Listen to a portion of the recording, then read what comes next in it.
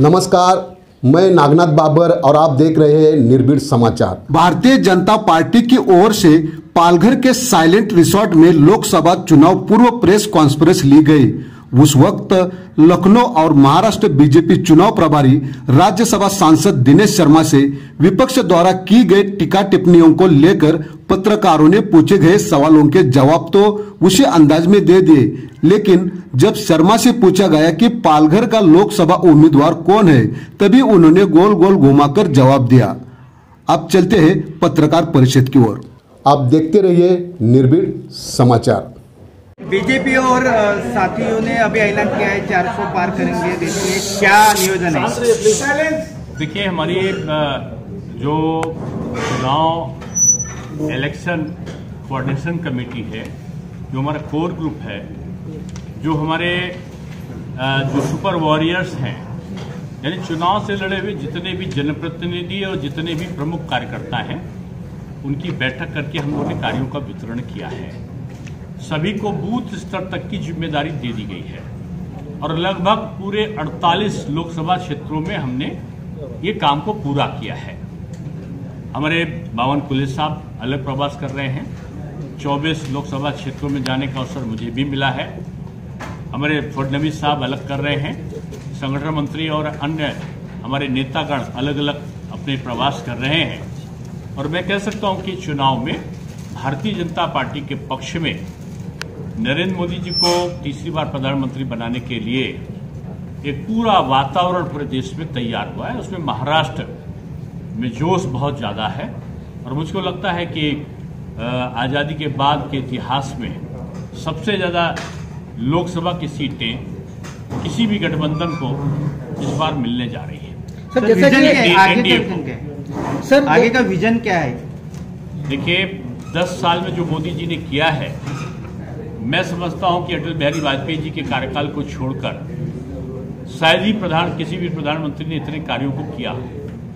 आज अगर केवल मोदी जी के कार्यों को गिनाने लगे तो आधा घंटा से भी अधिक का समय लगेगा। मैं समझता हूं कि आने वाले जो 5 साल हैं, इस देश के सबसे महत्वपूर्ण और सबसे ज्यादा परिवर्तनकारी समय होगा और बहुत बड़ी घोषणाएं नहीं, बहुत बड़े कार्यों के लिए ये भारतवर्ष जाना जाएगा। सर, जैसा कि आप अभी 400 पार का नारा बीजेपी दे रही है, लेकिन विरोधी उसी के तर्ज पर 300 पार का नारा दे रहे हैं और उनका कहना है कि बीजेपी एनडीए की सरकार है और 150 से ज्यादा सीटें नहीं जीत पाएगी। क्या कहेंगे? अब मैं विरोधी तो विरोधी है, हताशा, निराशा और अवसादग्रस्त विपक्ष के पास में मुद्दा नहीं है, नीति नहीं है, नियत नहीं है, नेतृत्व नहीं है। और बीजेपी ने जो कहा है वो किया भी। अभी 3 आपने इसका छोटा सा टेलर देखा है। 3 जो राज्य हैं उनमें एब्सोल्यूट मेजॉरिटी से भारतीय जनता पार्टी कांग्रेस को छीन कर आई है। और आप ये निश्चित मानिए कि जिस प्रकार की हवा है पूरे भारतवर्ष में, अभी मैं विदर्भ में था और हम लोगों ने जितनी लोगों के लिए इंतजाम किए थे कि भीड़ आएगी, मैं समझता हूँ उससे 1.5 गुना से ज्यादा भीड़, 2 गुने से ज्यादा भीड़ वहां पर आई है।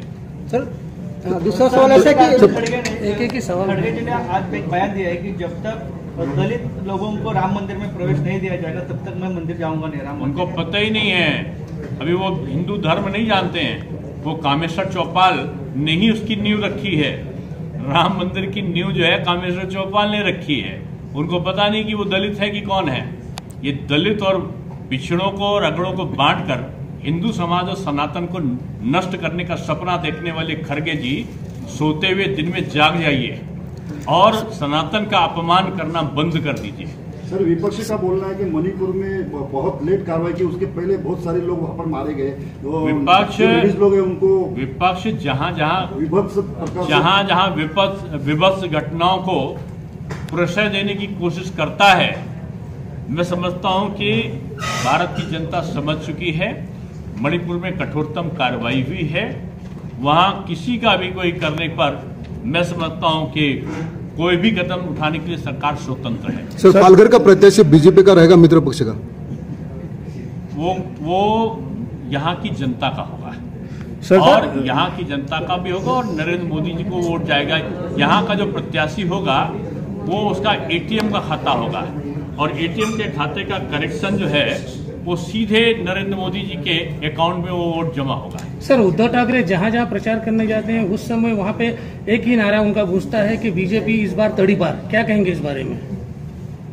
अब तड़ी पार की घटना उन्होंने स्वयं करी है। वो स्वयं आइडियोलॉजी को छोड़कर चले गए, स्वयं अपने कार्यकर्ताओं को छोड़कर चले गए, राम मंदिर के भूमिका को छोड़कर चले गए, हनुमान चालीसा कहने वालों को दंड देने लगे।